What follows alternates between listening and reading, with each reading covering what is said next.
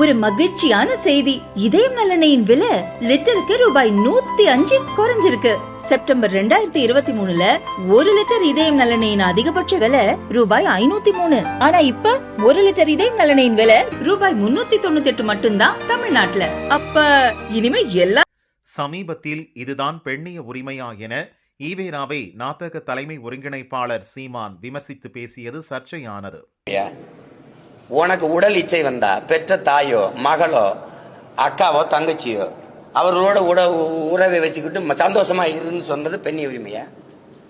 நான் கேட்கறதுக்கு பதில் சொல்லணும். பெண்ணிய உரிமையா? சரி, மதுவுக்கு எதிராவா? 1000 தென்னை மரத்தை தன் தோட்டத்தில் இருந்ததை வெட்டினாருன்னு அவர் பகுத்தறிவாதி தானே சொல்றீங்க? நான் ஒரு விவசாயி, ஏன் தோப்புல கல் இறக்க அனுமதி இல்லை, இவ்வளவுதானே? அம்மா நீங்க சொல்லுங்க, இவ்வளவுதானே? எவனாவது மரத்தை வெட்டுவானா?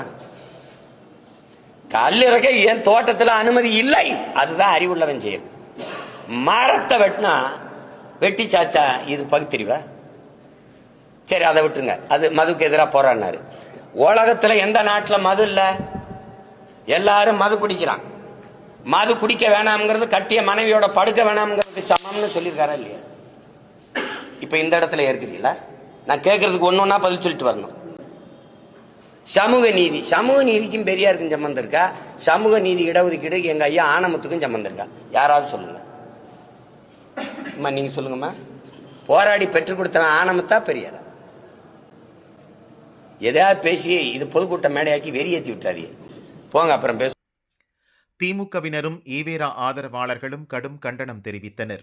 சீமான் வீட்டை முற்றுகையிட்டு ஆர்ப்பாட்டம் செய்தனர். அதே நேரம் தமிழக பாரதிய ஜனதா தலைவர் அண்ணாமலை சீமானுக்கு ஆதரவு தெரிவித்தார். ஈவேரா பேசியிருப்பதாக சீமான் கூறிய கருத்தை ஈவேரா எந்த புத்தகத்தில் எழுதியிருக்கிறார் என்ற ஆதாரத்தை நான் கொடுக்கிறேன் என கூறியிருந்தார். இந்த சூழலில் ஈவேரா விஷயத்தில் சீமான் கூறியது உண்மைதான், ஆதாரங்கள் வெளியிடுவேன் என எங்கள் மாநில தலைவர் கூறினார். அவர் சார்பில் நான் ஆதாரங்களை வெளியிடுகிறேன் என கூறி தமிழக பாரதிய ஜனதா மாநில செயலர் அஸ்வத்தாமன் வெளியிட்டுள்ளார்.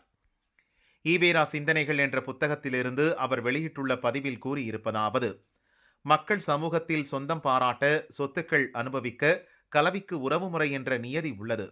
இவைகளையெல்லாம் பார்த்தால் உறவுமுறைகள் அர்த்தமற்ற பழக்க வழக்கத்தில் கட்டுப்பட்டதாகவும் குருட்டு நம்பிக்கையை அடிப்படையாக கொண்டதாகவும் உள்ளன. இதன் அவசியங்களை அறிந்து கொண்டதாக கருத முடியவில்லை. சகோதர சகோதரி உறவு முறையில் திருமணம் ஒவ்வொரு சமூகத்துக்கும் கலாச்சாரத்துக்கும் வேறுபடுவது.